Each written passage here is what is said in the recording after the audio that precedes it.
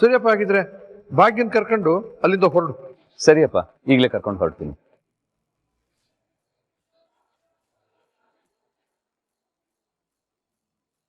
ಕೇಳಿಸ್ಕೊಂಡ್ಯಾ ತಾಂಡವ್? ನಿಮ್ಮ ತಂತ್ರ ಕುತಂತ್ರ ಎಲ್ಲ ಮಕಾಡೆ ಮಲ್ಕೊಂಡ್ಬಿಡ್ತು.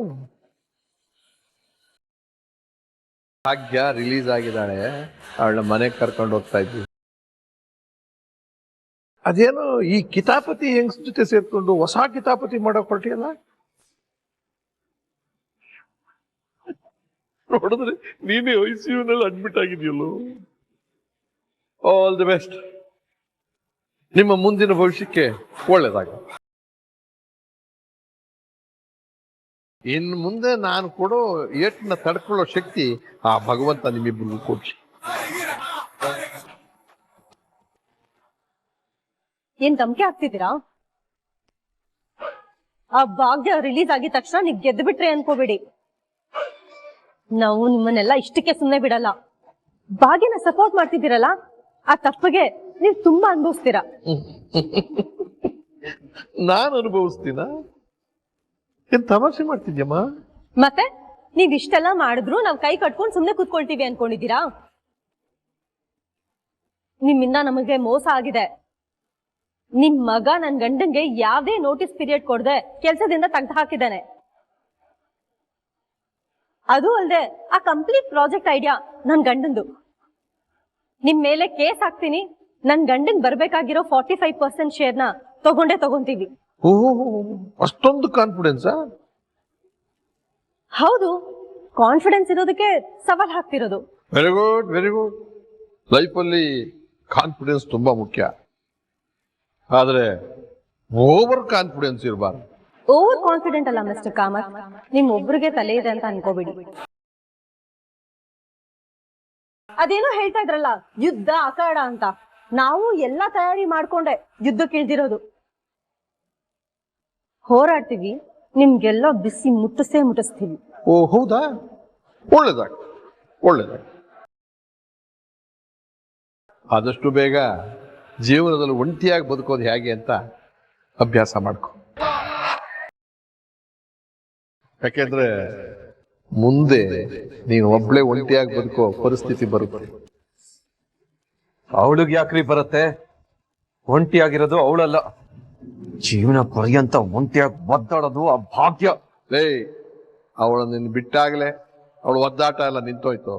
ಸ್ವಾಭಿಮಾನದ ಹೆಣ್ಣು ಕಣ ಅವಳು. ನಿಮ್ಮ ಹಾಗೆ ಮನೇನ ಸ್ವಂತದ್ ಮಾಡ್ಕೊಳಕ್ಕೆ ಚೀಪ್ ಗಿಮಿಕ್ ಎಲ್ಲ ಮಾಡೋದಿಲ್ಲ. ಅವಳು ಸ್ವಾಭಿಮಾನಕ್ಕೆ ಪೆಟ್ಟು ಬಿದ್ದ ತಕ್ಷಣ ಮಕ್ಕಳನ್ನೆಲ್ಲ ಕರ್ಕೊಂಡು ತವ್ರ ಮನೆಗೆ ಹೋದ್ಲು. ನಿನ್ನ ಹತ್ರ ಇರೋ ದುಡ್ಡು ನೋಡಿ ಬಂದಿದ್ದಾಳಲ್ಲ ಶ್ರೇಷ್ಠ, ಅವಳ ತರ ಅಲ್ಲ. ಅವಳು ಗುಡಿಸ್ನಲ್ಲಿದ್ರೂ ರಾಣಿನೇ. ಅವಳ ಹೆಸರು ಹೇಳೋ ಯೋಗ್ಯತೆ ನಿಮ್ಗಿಲ್ಲ. ಏನಂದೆ ನೀನು? ಭಾಗ್ಯ ಒಂಟಿಯಾಗಿ ಬದುಕ್ತಾಳೆ ಅಂದೆ ಅಲ್ವಾ? ಗೊತ್ತಾಗತ್ತಪ್ಪ ತಾಂಡವ್, ಯಾರು ಒಂಟಿಯಾಗಿ ಬದುಕ್ತಾರೆ ಅಂತ.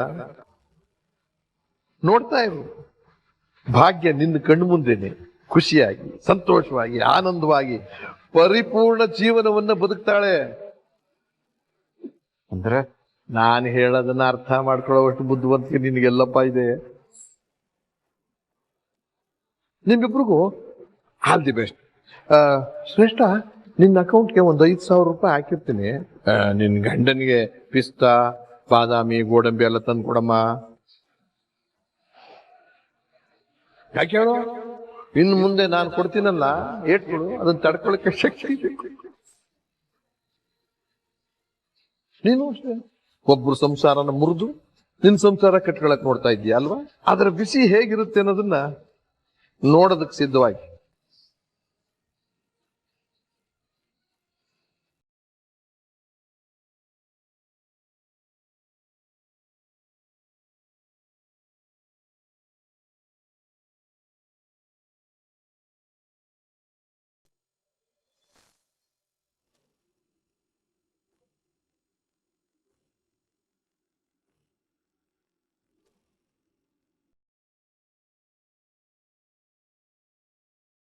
ಅಬ್ಬಾ ಸದ್ಯ ಎಲ್ಲ ಸಾಲ್ವ್ ಆಯ್ತಲ್ಲ. ಬನ್ನಿ, ನಾನೇ ಮನೆಗೆ ಡ್ರಾಪ್ ಮಾಡ್ತೀನಿ. ಬೇಡ ದೇವ್ರೆ, ನಾವು ಆಟೋಲ್ ಹೋಗ್ತೀವಿ. ಯಾಕಮ್ಮ ಭಾಗ್ಯ, ಪಾಪ ಫ್ರೆಂಡ್ ಬಿಡ್ತೀನಿ ಅಂತ ಹೇಳ್ತಾ ಇದ್ದಾನಲ್ಲ, ಹೋಗೋಣ ಬಿಡು. ಅತ್ತೆ ಬೇಡ ಅತ್ತೆ, ಸುಮ್ನೆ ಅವ್ರಿಗೆ ಯಾಕೆ ತೊಂದ್ರೆ? ನೆನ್ನೆಯಿಂದ ಇಲ್ಲೇ ಇದ್ದಾರೆ, ಅವ್ರಿಗೂ ಸುಸ್ತಾಗಿರತ್ತಲ್ವಾ, ರೆಸ್ಟ್ ಮಾಡ್ಲಿ.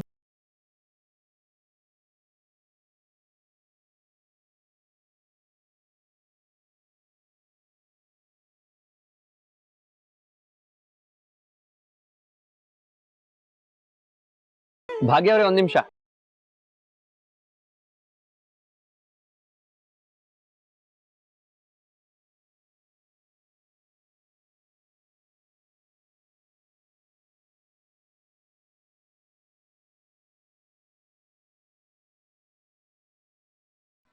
ಭಾಗ್ಯ, ನಾನು ಈ ಟೈಮಲ್ಲಿ ಇದನ್ನ ಕೇಳ್ತಾ ಇರೋದು ಸರಿನೋ ತಪ್ಪೋ ನನಗೆ ಗೊತ್ತಿಲ್ಲ,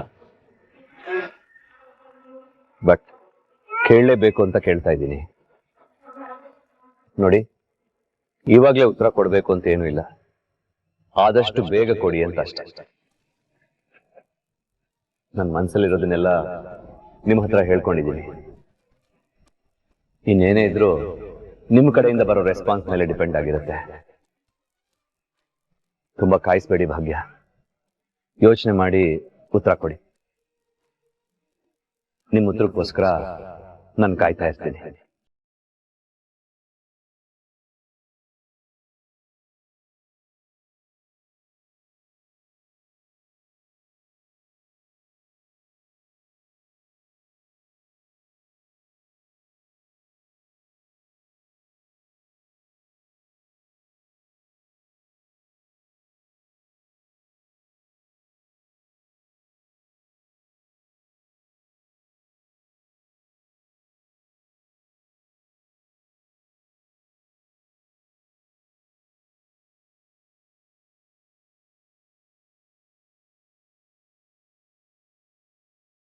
ಅಮ್ಮ ಅಮ್ಮ,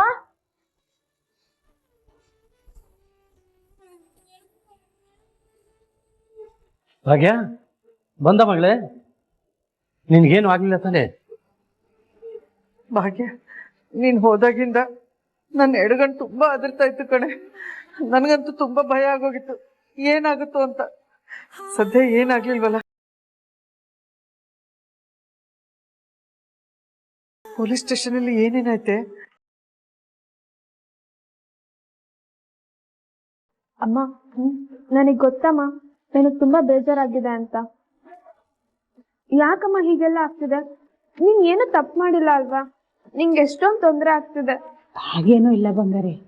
ಅಮ್ಮ, ನಿನ್ ಮುಖ ನೋಡಿದ್ರೆ ಗೊತ್ತಾಗ್ತಿದೆ. ಹಾಗೇನೂ ಇಲ್ಲ, ಸ್ವಲ್ಪ ಸುಸ್ತಾಗ್ತಿದೆ ಅಷ್ಟೇ. ಸುಸ್ತು ಅಂತ ಯಾಕೆ ನಿಂತಿದ್ಯಾ ಮಗಳೇ? ಕೂತ್ಕೋ ಕೂತ್ಕೋ ಪರವಾಗಿಲ್ಲ. ಕೂತ್ಕೊಮ್ಮ.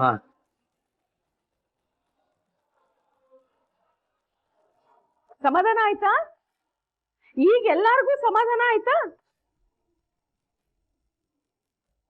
ಏನು ದೊಡ್ಡ ದೊಡ್ಡದಾಗಿ ಹೇಳ್ತಿದ್ರಿ?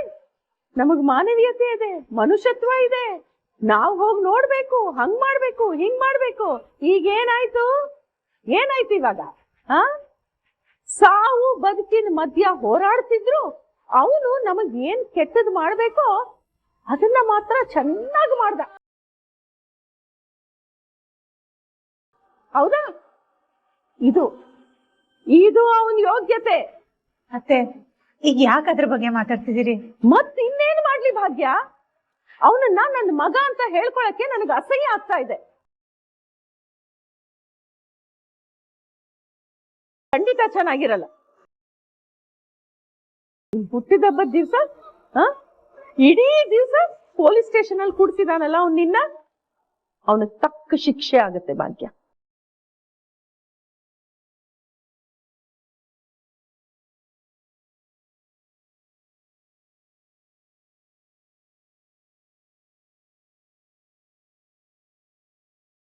ತಾಂಡು ಬಿಲ್ ಪೇ ಆಗಿದೆ, ನಾವಿನ್ ಮನೆಗೆ ಹೋಗ್ಬೋದು. ಹೌದಾ? ಅಬ್ಬಾ, ಸದ್ಯ ಈಗ ಸಮಾಧಾನ ಆಯ್ತು. ನಾನಂತೂ ನನ್ನ ಜೀವನೇ ಹೊರಟೋಗ್ಬಿಡತ್ತೆ ಅಂತ ಅನ್ಕೊಂಡಿದ್ದೆ. ತಾಂಡವ್, ಅಷ್ಟು ಸುಲಭವಾಗಿ ನಿನ್ನ ಸಾಯೋದಕ್ ಬಿಡ್ತೀನ? ನನಗೆ ಗೊತ್ತಿತ್ತು ನಿನ್ಗೇನು ಆಗಲ್ಲ ಅಂತ, ಯಾಕಂದ್ರೆ ನಾನ್ ಜಾಸ್ತಿ ವಿಷ ಹಾಕಿರ್ಲಿಲ್ಲ, ತುಂಬಾ ಕಡಿಮೆ ಡೋಸೇಜ್ ಕೊಟ್ಟಿದ್ದೆ. ಸುಮ್ನೆ ಆ ಭಾಗ್ಯಂಗ್ ಹೆದರ್ಸ್ಬೇಕು ಅಂತ ಅಷ್ಟೇ. ಬಟ್ ಏನ್ ಯೂಸು, ಏನು ವರ್ಕೌಟೇ ಆಗ್ಲಿಲ್ವಲ್ಲ. ಅಕ್ಕ ಮತ್ತು ಆದಿ ಇಬ್ರು ಸೇರ್ಕೊಂಡು ಭಾಗ್ಯನ್ ಬಿಡಿಸ್ಬಿಟ್ರಲ್ಲ. ಇಷ್ಟಕ್ಕೆ ಮುಗೀತು ಅನ್ಕೋಬೇಡ ತಾಂಡವ್. ಈ ಸಲ ಹೆದ್ರೋ ಮಾತೇ ಇಲ್ಲ. ಅವ್ರ ಮೇಲೆ ಕೇಸ್ ಹಾಕೋಣ. ನಮ್ದು 45% ಶೇರ್ ಏನಿದೆಯೋ ಅದನ್ನ ನಾವ್ ತಗೊಳ್ಳೋಣ. ಕಾನೂನು ನಮ್ ಪರವಾಗಿದೆ. ಅವ್ರಿಗೆ ಬುದ್ಧಿ ಕಲ್ಸೋಣ ತಾಂಡವ್. ನಿಜ ಶ್ರೇಷ್ಠ, ಭಾಗ್ಯ ಇದ್ದಾಳಲ್ಲ, ದೊಡ್ಡ ದೊಡ್ಡವ್ರು ಸಾವಾಸ ಮಾಡ್ಕೊಂಡು ಅವ್ರ ಕುಮ್ಮಕ್ಕಿಂತ ಜಾಸ್ತಿ ಮೆರೀತಿದ್ದಾಳೆ. ಅವರು ಅಷ್ಟೇ ನಮ್ಗೆ ಧಮ್ಕಿ ಹಾಕಿ ಹೋಗ್ತಾರೆ. ಬುದ್ಧಿ ಕಲ್ಸ್ಲೇಬೇಕು ನಾವು. ಸರಿ ನಡಿ ಹೋಗೋಣ. ನಂಗಂತೂ ಈ ಹಾಸ್ಪಿಟಲ್ ಅಲ್ಲಿ ಇದ್ದು ಈ ಬೆಡ್ ಮೇಲೆ ಮಲ್ಗಿ ಒಂಥರ ಉಸಿರೇ ಕಟ್ಟಂಗಾಗಿದೆ. ನಡಿ.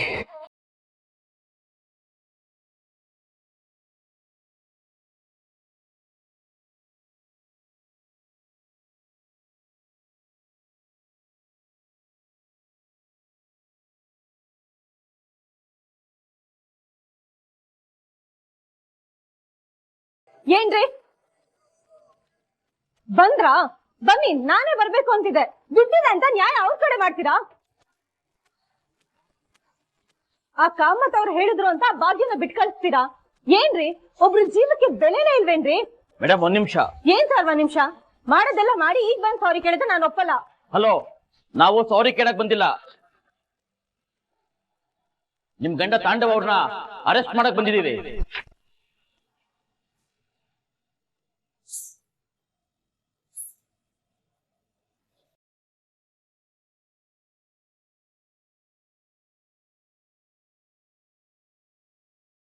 ಅರೆಸ್ಟ? ಯಾಕೆ? ನಾನೇನ್ ಮಾಡ್ದೆ? ಫೋರ್ಜರಿ ಮಾಡಿದ್ದೀರಾ?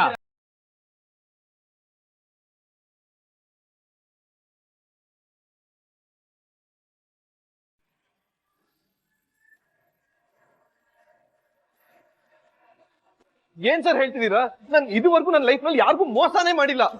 ನನ್ಗೆ ಇನ್ಫ್ಯಾಕ್ಟ್ ಮೋಸ ಅಂದ್ರೆ ಏನು ಅಂತಾನೂ ಗೊತ್ತಿಲ್ಲ. ತುಂಬಾ ಒಳ್ಳೆಯವ್ ನಾನು. ಯಾರ ಮುಂದೆ ರೈಲ್ ಬಿಡ್ತಿದ್ದೀರಿ? ನೀವು ಡಾಕ್ಯುಮೆಂಟ್ಸ್ ನೆಲ್ಲ ಫೋರ್ಜರಿ ಮಾಡಿ ನಿಮ್ ಮನೆಯನ್ನ ಸೇಲ್ ಮಾಡೋದಕ್ಕೆ ಪ್ರಯತ್ನ ಪಡ್ಲಿಲ್ವಾ?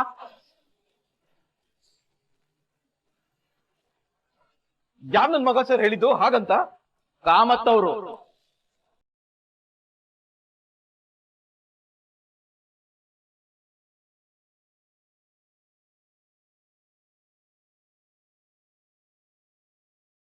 ಕಾಮತ್ ಅವರು ನಿಮ್ಮ ಮೇಲೆ ಕಂಪ್ಲೇಂಟ್ ಕೊಟ್ಟಿದ್ದಾರೆ. ಅವ್ರವ್ರು ಕಂಪ್ಲೇಂಟ್ ಕೊಟ್ರೆ ನೀವ್ ಹೇಗ್ರಿ ಆಕ್ಷನ್ ತಗೊಳ್ತೀರಾ? ಅವ್ರಿಗೆ ನಮ್ಮ ಮೇಲೆ ಹೊಟ್ಟೆ ಉರಿ, ಅದಕ್ಕೆ ಸಾವಿರ ಹೇಳ್ತಾರೆ. ಸಾಕ್ಷಿ ಇದೆಯಾ ನಿಮ್ ಹತ್ರ ನಾವು ಫೋರ್ಜರಿ ಮಾಡಿದೀವಿ ಅಂತ ಹೇಳೋದಕ್ಕೆ? ಮೇಡಮ್, ಸಾಕ್ಷಿ ಇಲ್ಲದೆ ನಾವು ಅರೆಸ್ಟ್ ವಾರೆಂಟ್ ಇಟ್ಕೊಂಡ್ ಬರಲ್ಲ.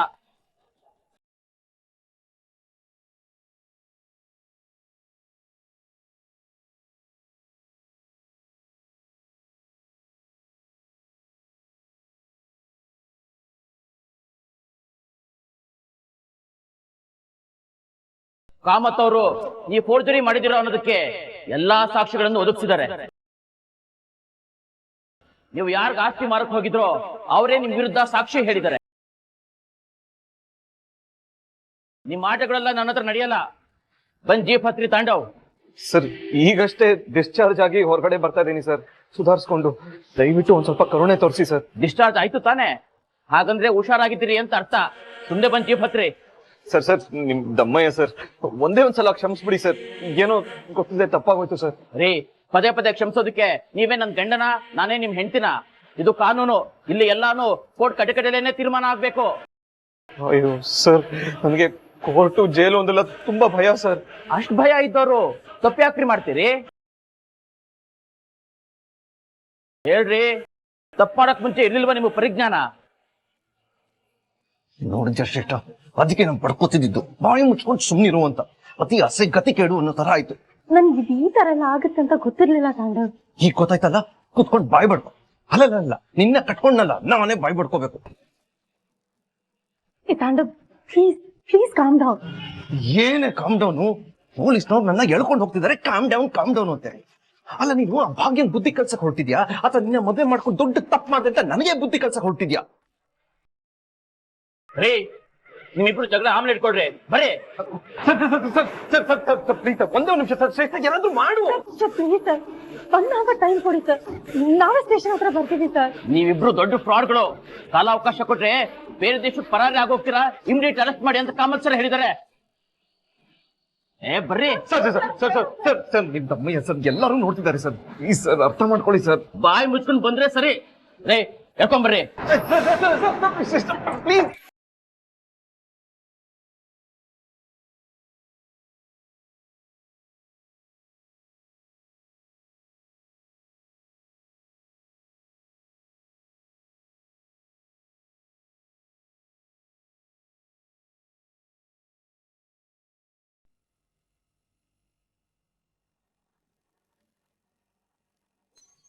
ಏನು ಎಲ್ರು ಭಾರಿ ತಲೆ ಕೆಡ್ಸ್ಕೊಂಡಿರೋ ಕಾಣಿಸ್ತಾ ಇದೆ.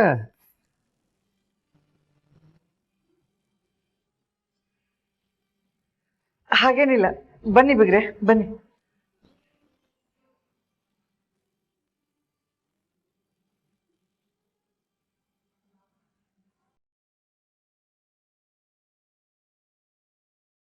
ನೋಡಿ, ನೀವು ಇನ್ನೇನು ತಲೆ ಕೆಡಿಸ್ಕೋಬೇಡಿ. ಇನ್ ಯಾವತ್ತು ತಾಂಡವು ನಿಮ್ ತಂಟೆಗೆ ಬರದೇ ಇರೋ ತರ ನಾನು ಏರ್ಪಾಟ್ ಮಾಡಿದ್ದೀನಿ. ಅಲ್ಲ ಬಿಗ್ರೆ, ನೀವು ಸೀದಾ ಅರೆಸ್ಟೇ ಮಾಡಿಸ್ಬಿಟ್ರಲ್ಲ, ಅದು ನೋಡಿ, ನಿಮ್ಗೆ ಇಷ್ಟ ಇಲ್ಲ ಅನ್ನೋದು ನನಗೆ ಚೆನ್ನಾಗಿ ಗೊತ್ತು. ಆದರೂ ನನಗೆ ಈ ನಿರ್ಧಾರ ತಗೊಳ್ಳೇಬೇಕಾಗಿತ್ತು. ಬರ್ತಾ ಬರ್ತಾ ತುಂಬಾ ತಪ್ಪು ಮಾಡ್ತಾ ಇದ್ದಾರೆ. ಅದಕ್ಕೆ ನಾನು ಆ ನಿರ್ಧಾರ ತಗೊಂಡೆ. ಹೌದು, ನಿಮಗೆಲ್ಲ ಇದನ್ನು ನಾನು ಹೇಳಬೇಕಾಗಿತ್ತು. ಹೇಳದೆ ನಿರ್ಧಾರ ತಗೊಂಡೆ. ಕಾನೂನಿನ ಪ್ರಕಾರ ನಾನು ಮಾಡಿದ್ದು ಸರಿನೇ. ನೀವು ಹೇಳದೆ ಮಾಡಿದ್ದು ತಪ್ಪು ಮಾಡಿದೆ ಅನಿಸ್ತು. ಅದಕ್ಕೆ ಹೇಳೋಗೋಣ ಅಂತ ಬಂದೆ. ಅಯ್ಯೋ, ಹಾಗೇನಿಲ್ಲ ಕಾಮತ್ ಅವರೇ, ನೀವು ಸರಿಯಾಗಿ ಮಾಡಿದ್ದೀರಾ, ಯಾವ ತಪ್ಪು ಮಾಡಿಲ್ಲ.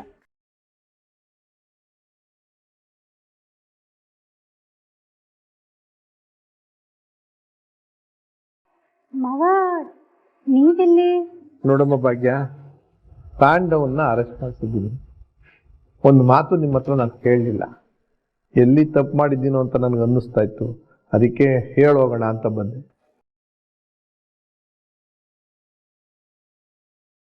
ನೀನು ಹೇಳಮ್ಮ ಭಾಗ್ಯ, ನಾನು ಮಾಡಿದ್ರಲ್ಲಿ ಏನಾದರೂ ತಪ್ಪಿದೆಯೇನಮ್ಮ? ಒಳ್ಳೆ ನಾನು ಮಾಡಿದ ತಪ್ಪು ಅನ್ನೋದಾದ್ರೆ ಹೇಳಮ್ಮ. ಇಲ್ಲ ಮಾವ, ಹಾಗೆಲ್ಲ ಏನೂ ಇಲ್ಲ, ನೀವು ಸರಿಯಾಗಿ ಮಾಡಿದ್ದೀರಿ. ಆ ಶಿಕ್ಷೆ ಸರಿಯಾಗೇ ಇದೆ. ತಪ್ಪು ಮಾಡಿದ್ದಾರೆ ಅಂದಮೇಲೆ ಶಿಕ್ಷೆ ಆಗ್ಲೇಬೇಕಲ್ಲ ಮಾವ. ಪ್ರಾಯಶ್ಚಿತ್ತಕ್ಕಾದ್ರೂ ಸರಿ, ಪಶ್ಚಾತ್ತಾಪಕ್ಕಾದ್ರೂ ಸರಿ.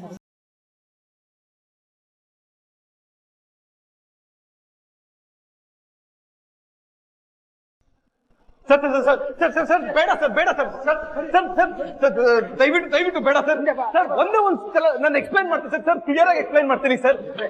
ಅಯ್ಯೋ ಜೈಲ್ ಒಳಗಡೆ ಎಲ್ಲ ಬೇಡ ಸರ್. ಸರ್ ಅಲ್ಲೇ ಕೂತ್ಕೋತೀನಿ. ಅಯ್ಯೋ ಸರ್ ಪ್ಲೀಸ್ ಸರ್ ಬೇಡ ಸರ್. ಅಲ್ಲೇ ಕೂತ್ಕೋತೀನಿ ಸರ್, ಜೈಲ್ ಒಳಗಡೆ ಬೇಡ ಸರ್. ದಯವಿಟ್ಟು ಸರ್ ಬೇಡ ಸರ್. ಲಾಕ್ ಮಾಡಬೇಡಿ ಸರ್. ಒಂದೇ ಒಂದು ಚಾನ್ಸ್ ಕೊಡಿ ಸರ್. ರೇ, ಅವ್ನು ಫೋನ್ ಕಿತ್ಕೊಳ್ರಿ. ಫೋನ್ ಕೊಡೋ. ಕೊಡೋ ಇಲ್ಲಿ ಫೋನು. ಸರ್ ಓಕೆ ಸರ್, ಅಲ್ಲೇ ಬರ್ತೀನಿ ಸರ್. ಈಗ ಕೊಡೋ ಇಲ್ಲಿ ಫೋನು. ಸರ್ ಪ್ಲೀಸ್ ಸರ್, ಒಂದೇ ಒಂದು ಚಾನ್ಸ್ ಕೊಡಿ ಸರ್.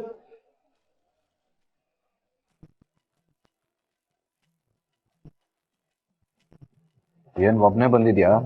ಇದನ್ನ ಫ್ಯಾಮಿಲಿ ಕರ್ಕೊಂಬರಕ್ಕೆ ತೀರ್ಥ ಕ್ಷೇತ್ರನ ಏನ್ ಮಾಡ್ಕೊಂಬಂದೆ? ಕೊಳೆನಾ? ಕೊಳೆ ದೊಡ್ಡ ಮನುಷ್ಯನ್ ತರ ಕಾಣ್ತಾ ಇದೆಯಾ? ಒಬ್ಬನೇ ಬಂದ ಅಥವಾ ಲಾಯರ್ ಗಿಯರ್ ಯಾರು ಬಂದಿಲ್ವಾ? ನಿನ್ನ ಬಿಡ್ಕೊಳಕ್ ಯಾರು ಬಂದಿಲ್ವಾ? ನಿಂಗೊತ್ತ ಯಾರು ಇಲ್ವಾ?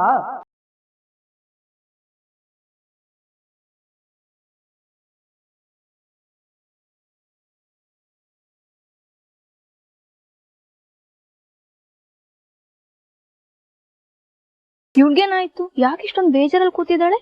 ಕ್ಲಾಸಿಗೆ ಬೇರೆ ಬಂದಿಲ್ಲ ಇವತ್ತು. ಹೇ ಡ್ಯೂಡ್, ಏನಾಯ್ತು? ಯಾಕೆ ಬೇಜಾರಲ್ಲಿ ಕೂತಿದ್ಯಾ? ಎಲ್ಲ ಓಕೆನಾ? ಕ್ಲಾಸಿಗೆ ಟೈಮ್ ಆಯ್ತು, ಇಲ್ಲಿ ಯಾಕೆ ಕೂತಿದ್ಯಾ? ಬಾ ಹೋಗೋಣ.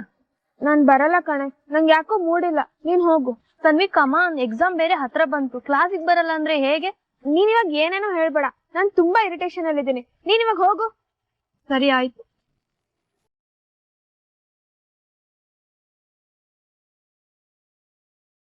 ಪಪ್ಪಂಗ್ ಫೋನ್ ಮಾಡ್ಲಾ? ಯಾಕೋ ಅವ್ರ ಹತ್ರ ತುಂಬಾ ಮಾತಾಡ್ಬೇಕು ಅನ್ಸ್ತಿದೆ. ಹಿಂಗೆ ಇದ್ರೆ ಸರಿ ಹೋಗಲ್ಲ. ಫೋನ್ ಮಾಡಿ ಮಾತಾಡ್ತೀನಿ.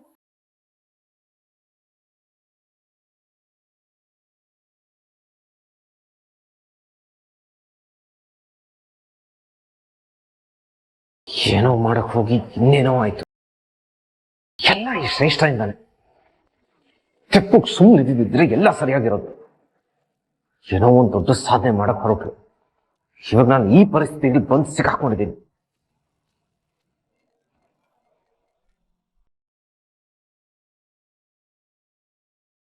ಸರ್ ನನ್ನ ಫೋನ್ ರಿಂಗ್ ಆಗ್ತಿದೆ ಸರ್, ದಯವಿಟ್ಟು ಕೊಡ್ತೀರಾ? ಆನ್ಸರ್ ಮಾಡ್ತೀನಿ. ಆ ಬೇರೇನ್ ಬೇಡ್ವಾ?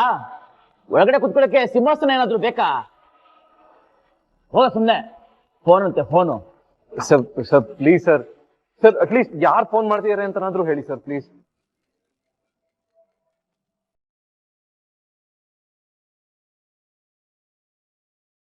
ಯಾರೋ ತನ್ವಿ ಅಂತ.